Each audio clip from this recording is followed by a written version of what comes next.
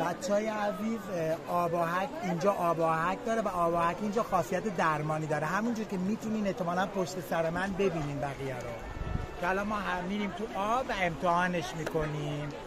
بفرمایید خانم.